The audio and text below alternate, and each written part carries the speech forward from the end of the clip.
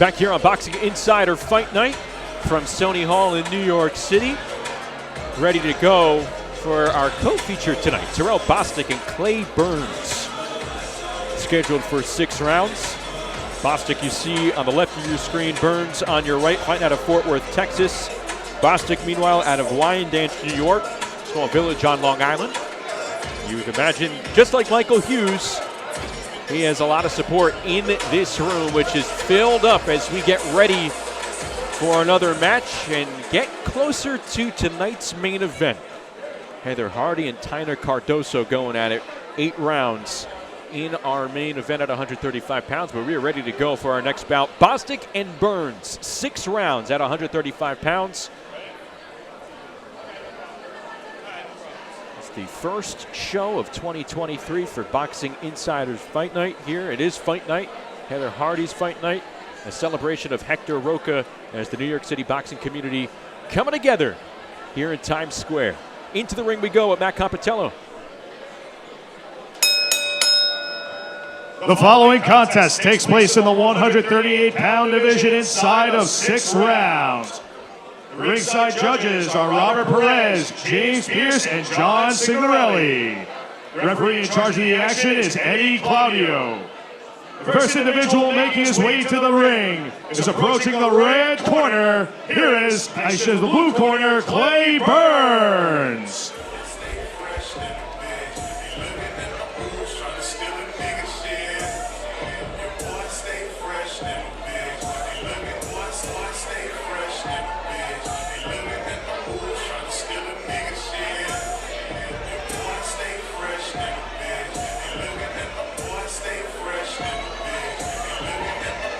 Here you see 35-year-old Clay third-degree Burns strutting to the ring. 10, 16, and 2. He's been a pro for just under 8 years, and he has a lot of experience under his belt, 144 pro rounds. But he dropped a unanimous decision over 6 rounds to the undefeated James Bernardine back on January 20th in Bethlehem. Here he takes on another accomplished opponent, Terell Bostic.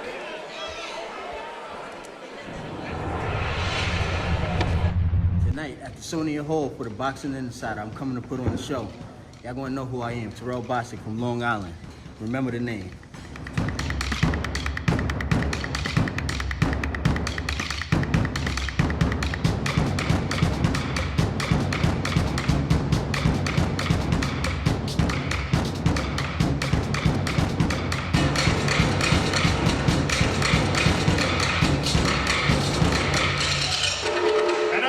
Gentlemen, the opponent approaching the red corner, here is Terell Bostic.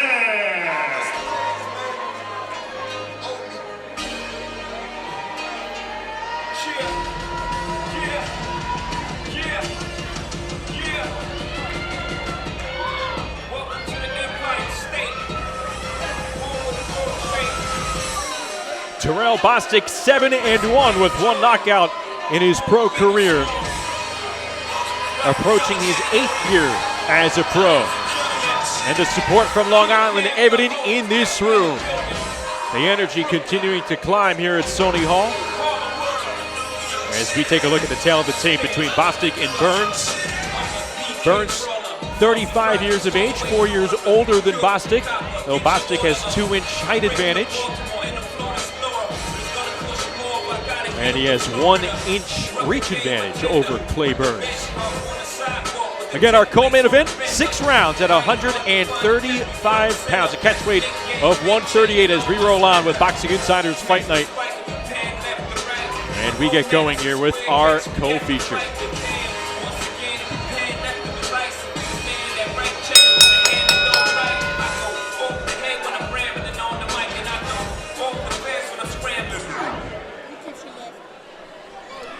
Ladies and gentlemen, the competitors in this 138-pound division contest. First, boxing out of the blue corner from Fort Worth, Texas, standing 5 feet 7 inches tall and weighing at 135.2 pounds. He is a veteran of 28 fights. Ladies and gentlemen, Clay, third-degree Burns. And his opponent, Boxing out of the red corner from Wyandanch, Long Island, New York. Standing 5 feet 9 inches tall. Weighing in at 137.6 pounds. Entering this bout with a record of 7-1 with one of his 7 victories by way of knockout. Ladies and gentlemen, Terell Bostic. Bring it to referee Eddie Claudio for the instructions for both boxers.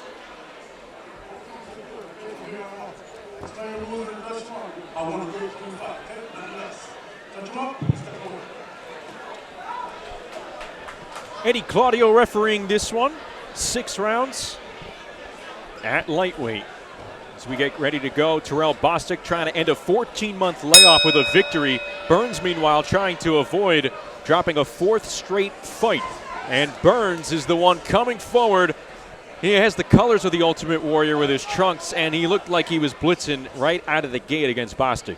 Absolutely. Justin, there are a few fights that you circle on the bout sheet, circle on your calendar. That is certainly this one. Clay Burns. He took Devin Haney to the distance. He fought in bare knuckle fighting championship. He's only been knocked out once in his career. And Terell Bostic, his one loss, I asked him about it. He calls it BS. Feels like he's undefeated in his mind. And this is an opportunity for him to have a showcase fight to put himself back into the position that he feels he needs to be. This is Bostic's 3rd fight at 135 pounds. You see him in the white trunks with the gold trim down the sides. He's competed at 140 in all his other fights. And he has had long layoffs, even when you factor in the pandemic. Just 6 matches in 6 years, trying to get back on track and get to a rhythm, more of a consistent fight schedule here in 2023. And just 31 years of age. And he loads up with a right hand to the body of Burns. Bostic did acknowledge pre-fight that the one thing Burns he's been more active. Already fought once in 2023, multiple times in 2022. Wide left hook landing from Bostic as Burns comes in. We're trying to get some measurement as Bostic with the jab. Comes in with the right hand. There's a right uppercut that came through from Bostic, and Burns applying the pressure here. That's a veteran move right there from Clay 3rd Degree Burns. One of the better nicknames we've heard in quite a while. Certainly one of the better nicknames, and you saw him using that left hand to hold Bostic in place. Burns said he wants to brawl the boxer. He wants to make it an ugly fight. That's his game plan, and it looks like he is doing that so far in round 1.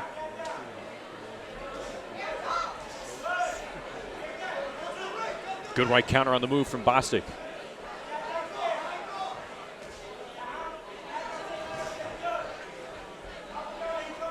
Burns doing a solid job protecting his face as he tries to lean in sometimes and come in for the effective shots.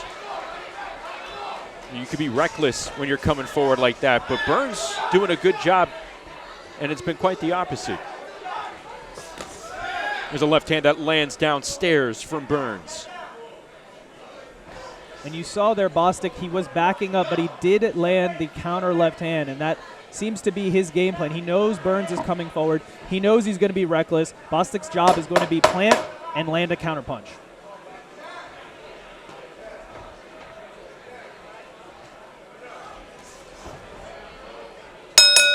Nice circle out from Terell Bostic to close round 1. Pretty close to score in that opening round.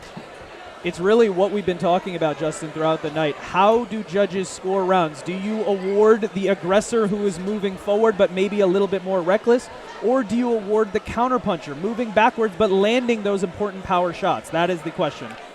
Not only that, but with the intimacy we have as you take a look at the wide shot of this terrific venue, this is a club show. This is as much to the T of a club show as you can get. DJ pumping some great music. The place is packed. Seats are filled. The bar is very busy, but the action is right on top of everybody. And that includes the judges. So it's a different environment for them. Nowhere to escape in here. Both these men in the arena right now. You can see the standing room. I mean, not much room to move around the venue. It's the way we like it. Nice and tight. Start of round number 2 between Bostic and Burns. Each exchanging some jabs and a right hand from Bostic. And another one below the left elbow of Clay Burns. Solid stab jab to the body from Bostic. And he continues to work with that lead left. Bostic did not fight at all in 2022, ending a 14-month layoff after scoring a pair of wins in the second half of 2021. Going for a 5th straight victory, even though they're pretty stretched apart. Spoke to Bostic this week about his motivation. He's got 4 kids at home. They call him their superhero. They'll be watching tonight. He also works with kids with special needs and autism. Bostic takes them to fights at Barclays Center, introduces them to the sport of boxing. Can't beat that.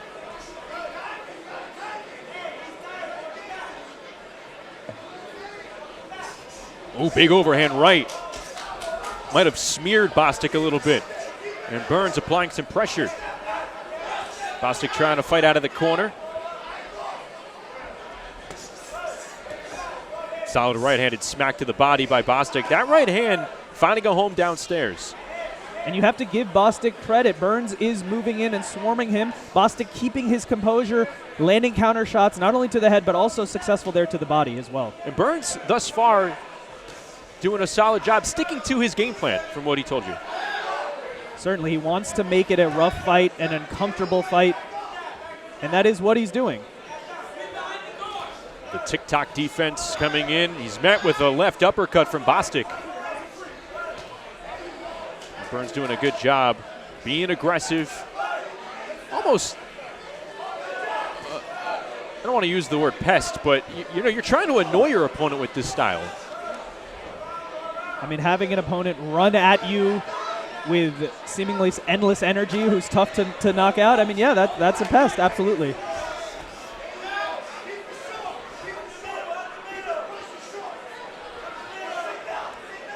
Round 2 scheduled for 6. Coming up next, the main event. Heather Hardy and Taina Cardoso here from Sony Hall. It's been a really energetic and exciting night of fights so far here on Boxing Insider Fight Night. More of those right hands to the body, and a left uppercut may have grazed the chin of Burns. And both men get credit for working the body, establishing that early. All too often in fights, especially at this level, the club level, we always say, hey, got to do more work to the body. That has not been the case through 2 rounds between Bostic and Burns. That's probably one of the most commonly used mantras in boxing, probably that and move your head.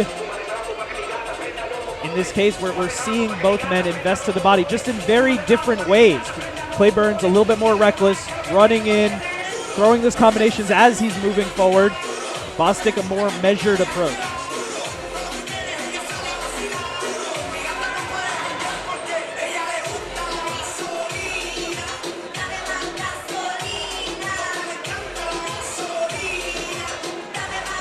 And as we look at the corners here, one thing we should mention about Clay Burns, he split with his trainer 2 days ago. He said he has a buddy in there giving him advice. This is a different trainer that he's had in any of his fights previous to this one. You know what? He's looked good through 2 rounds. Maybe the simplification of going through all that turmoil. Obviously, it had to be some type of episode this week. You dismiss your trainer 2 days before you fight. He's not from New York, so you're doing that on site. You're making that tough decision on site here in New York. Probably a word of advice, a word of friendly advice maybe from the guy aiding him here in tonight's corner. Don't think so much. Simplify it. Short passes, meanwhile. And Burns sticking to his game plan. He's looked impressive so far. You are not looking at a fighter who looks like he's lost his last 3 straight fights. Absolutely. By Burns' own words, he said, my buddy will be giving instructions. I have no real trainer. Those are his own words. And we mentioned Bostic's story with his kids watching him home. Burns, his son is a amateur champion. Burns says his goal one day is to have 100 pro fights and fight on the same card as his 11-year-old son. Well, LeBron and Bronny action. We'll see.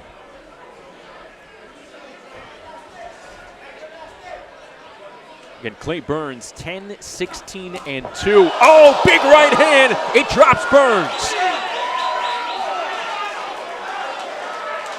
Burns quick to get up. There was a right uppercut. Landed him flush on the chin. But Burns was the one racing out of the gate right after the knockdown. Looks like Burns trying to get some points back after being dropped. That is a rare sight. He's only lost one fight by knockout. Tough as they come. That's why he's able to use that game plan of swarming in. You have to have a solid chin to do so. That one time he was stopped early, it was against Jose Valenzuela 2 years ago. Valenzuela's getting ready to take on the former champ, Chris Colbert, next month.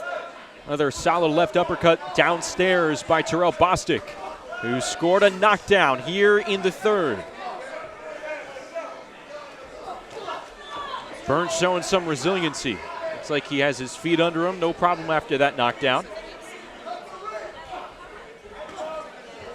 The initial reaction, he popped right up, and that punch was flush on the chin. Might have thought, hey, take your time here. Utilize the 8 count. And he was the one who essentially ran out of the corner, went right back to Bostic to work. We've seen it sometimes. A fighter gets knocked down or slips, and that's a wake-up call. Hey, wait a minute. Let me get back into this thing. That's what Burns did. The interesting thing for me is what we've been speaking about. We mentioned that Burns does not have his trainer for this fight. So what are the instructions going to be like after this third round? What are the adjustments to be made so that he doesn't get hit by that same punch and get dropped again? Final 10 here in the third between Bostic and Burns. The right hand lands from Terell Bostic.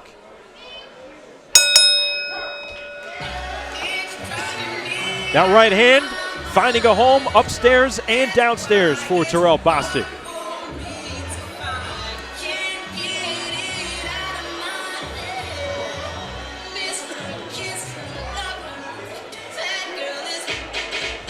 We see it here. Good head movement by Bostic. Getting ready to set up the knockout punch. Beautiful right uppercut and then slips out of the way. The crowd loving it here at Sony Hall.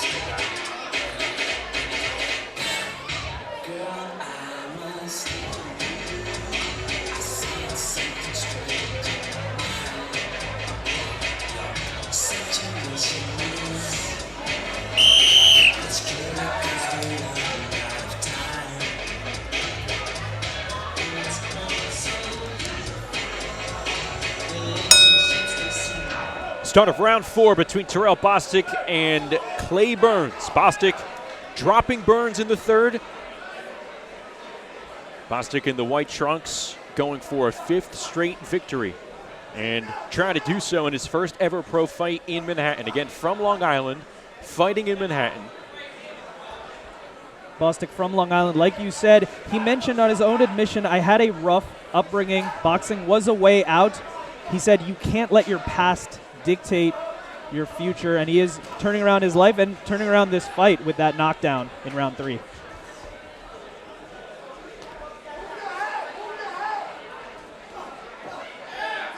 And this is a 6th rounder. Burns coming in, connecting with the left hand.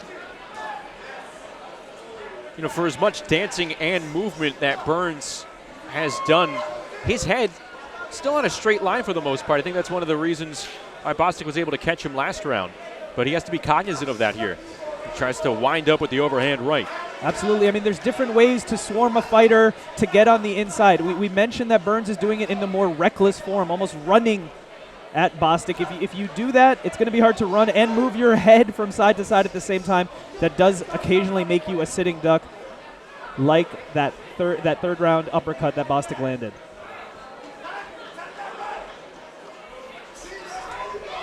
Burns trying to time up Bostic, and then he swarms in. Burns fought 3 times in 2022. Last victory was on May 21st of last year against Ariel Vasquez. It was a unanimous decision, and he has never fought more than 8-round fights. This is his 7th straight match scheduled for 6 rounds, and the wins have not been there. He's dropped 3 straight, 9 of his last 10, but he is no pushover. We're seeing why here, because during that span, he has been stopped just once, and he is a rounds eater. There's different ways to have success in boxing. You can market yourself. You can be a fan-friendly fighter, and that's what Clay Burns is doing here. I mean, he's showing up for the crowd. He's moving in. He's swarming his opponent. He's a tough guy. He's fought in bare knuckle, as we said. And if you're an attraction, you will get opportunities. And when you get opportunities, there's a chance that you could land a punch. And if you land a punch against a big-name opponent, you could turn your career around. Burns has gone the distance in each of his last 6 fights. He has Bostic angling out back to the middle of the ring.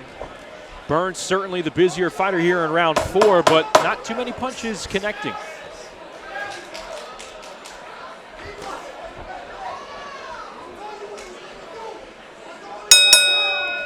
We're through 4.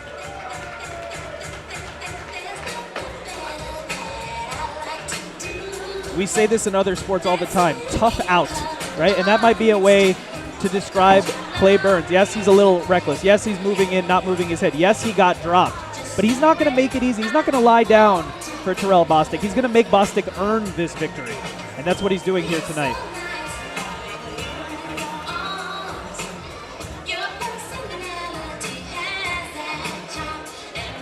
See plenty of figures in the New York City boxing community coming inside Sony Hall tonight.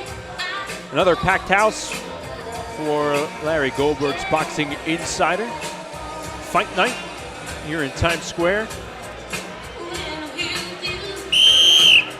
Deep breaths in the corner for Clay Burns.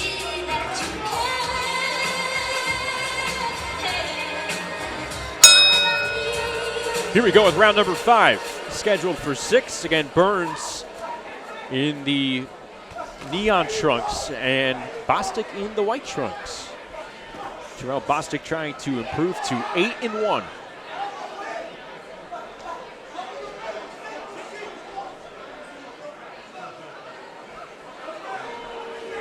And that's pretty important. Eddie Claudio making it clear what the line of demarcation is with Clay Burns. Absolutely, and that is important for saying a body shot versus a low blow. You mentioned Burns' truck. I like the way you described them earlier, Ultimate Warrior. Yeah, Certainly eats the left hand there from Bostic.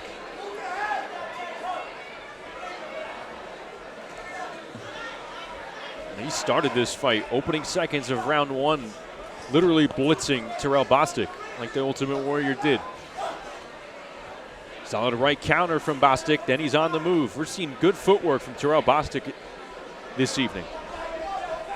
And it does seem that that knockdown did slow down Burns just a hair. He's still coming forward, still pushing the action, but he's not swarming Bostic the way he was before. He's not backing him up into the ropes like he was doing in the early rounds. Yeah, I think Burns is way more aware of that right hand from Bostic than he was over the first 3 rounds or so of the fight.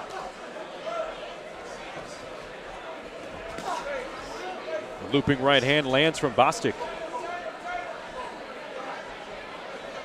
The enormity of this opportunity is not lost on Terell Bostic. Only 31 years old, has aspirations in this sport, and he knows that if he can get a win here in Sony Hall, that puts him right back into the conversation for big fights, puts his career back on track after the long layoff. Burns' corner yelling out that he has to work. He needs to come forward. And right now he's walking into a couple of combos from Bostic. Here's the jab that halts Burns.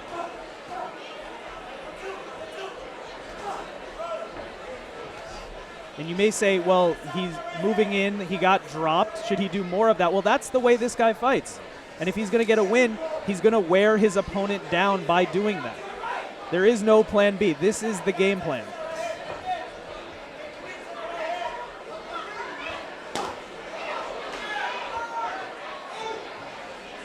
Clay Burns spent time in the Marine Corps, calls himself a late bloomer in boxing. You can see that toughness on display tonight.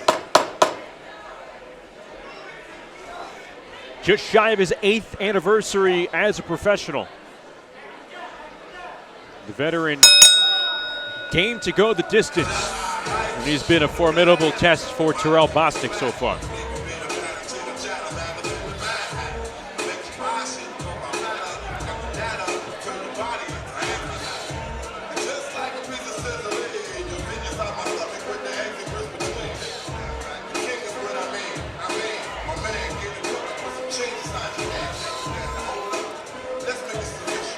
And if this pace continues, you can imagine that the question for Clay Burns will be, was that the right decision to split with your trainer just days before this fight and this opportunity?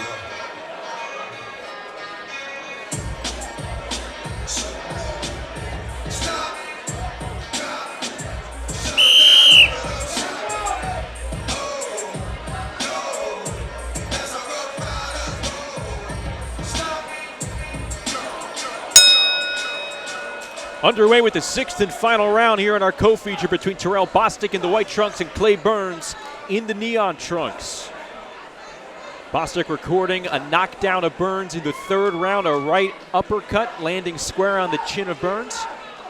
Clay Burns hasn't shown any side effects of that knockdown, continuing to come forward, but he's been met with effective and accurate punches from Bostic. It's not easy to do, to fight on the back foot, land counter punches, but Terell Bostic is doing that through 6 rounds. Right on time, the Hall of Famer. DiBella Entertainment President Lou DiBella here. Now, here's where you talk about deceiving. This kid here lost 9 out of his last 10. Other guy's 7-1. It's a competitive fight. Very competitive. You know, the knockdown right now is like what makes the clear difference in this fight, but, you know, it's been fun. The kid is a professional over here. You know, he loses fights, but he shows up to fight. He gives everyone a test. This was a good match. This was good matchmaking. Credit to Eric Botcher, who made this match. No matter what happens, Burns is an attraction. He's making himself an attraction. The people watching here tonight are going to want to watch him again. Well, because he shows up and throws it down. I mean, this is a guy that shows up to be competitive. He doesn't have a loser's mentality. He doesn't have a sparring partner's mentality. He's coming to win. And that is a recipe for fun. And this is a fun fight. He's about 90 seconds away from having gone the distance in 7 straight fights. He brings it. He's been durable. And he's priceless kind of experience for a young fighter. Yeah. You know, and that's why he gets so much work. And frankly, someone will watch this tape and he'll get another fight. Bostic's performance highlighted by the 3rd round uppercut that dropped Burns. Trying to pick up his 8th pro win. And he's going to do it. I mean, he's in my mind pretty clearly ahead. But he should learn some things coming out of this fight. He's taking, you know, more punches than he should.